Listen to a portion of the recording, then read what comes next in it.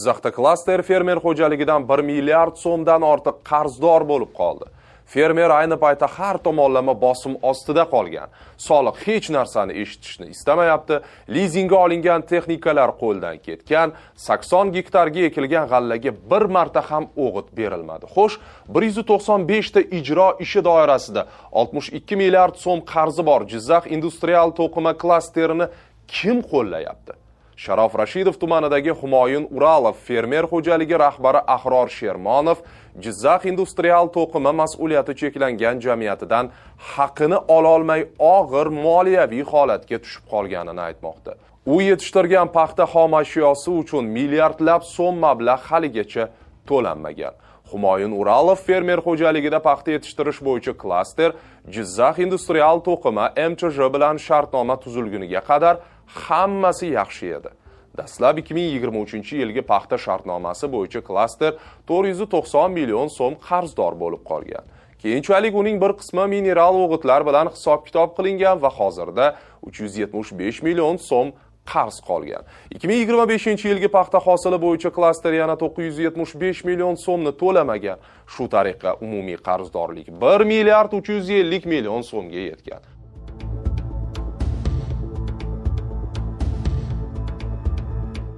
Mazkur masala yuzasidan sud qarori bilan klasterdan fermer foydasiga 786 million so'm asosiy qarz, 30 million so'm penya hamda pochta xarajatlari undirilishi belgilangan.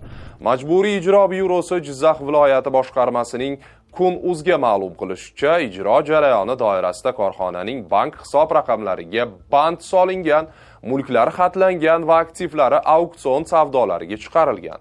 Sotuvdan tushgan mablag'lar sud hujjatlari va boshqa organlar hujjatlarini ijro etish to'g'risidagi qonunning 78-80-moddalariga muvofiq taqsimlanadi.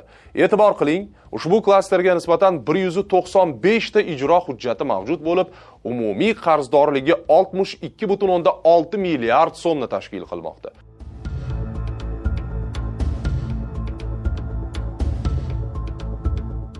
Uning aytishicha, soliq tizimida avtomatik tarzda daromad hisoblanib, qarzdorlik yuzaga kelgan. Hozirda soliq organlari tomonidan taxminan 200 million so'm qarzdorlik qayd etilgan. Fermer bu mablag'ni klasterdan pul olganidan keyin to'lashini bildirgan bo'lsa-da, soliq buni inobatga olmayotganini aytmoqda. Fermer 2023-yilda Uzmash Leasing MChJ qarzdorlik o'z vaqtida qoplamaganligi sababli Belarus 1221 rusumli traktorni qaytarib olgan. 2024-yilda olingan paxta terish kombayni bo'yicha qarz esa peniyalari bilan 700 million so'mga yetgan.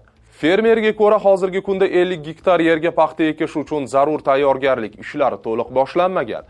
Texnika yetishmaydi, yoqilg'i va mineral o'g'itlari xarid qilish imkoniyati ham cheklangan. Kuzda ekilgan 80 gektar g'alla maydoniga bu yil bir marta ham mineral o'g'it berilmagan.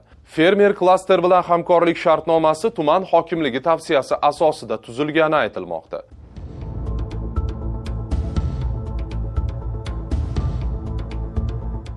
Mazkur holat bir nechta muhim savollarni kun tartibiga olib chiqmoqda.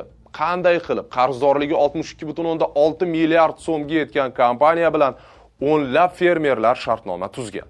195 ta ijro hujjati mavjud bo'lgan korxona bilan hamkorlikda ishlagan fermerlar o'z mablag'larini qay tartibda undirib olishi mumkin?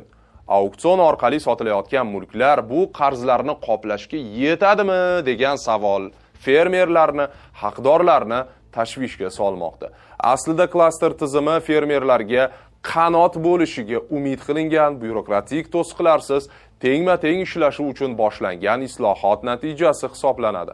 Biroq so'nggi yillarda kuzatyapmizki, fermerning burnini qonatadiganlar aynan klasterlar bo'lmoqda. Millionlab, milliardlab mablag'ini yo'qotgan fermer sud eshigida sarson, majburiy ijro byurosining soliqning qovog'iga qarashga majbur bo'lyapti. Bu kabi muammolarning tizimli tarzda avj olib ketmasligi uchun jiddiy choralar ko'rilmas, fermerning mehnati kafolatlanmas ekan, qishloq xo'jaligi jiddiy zarar ko'rishda davom etaveradi.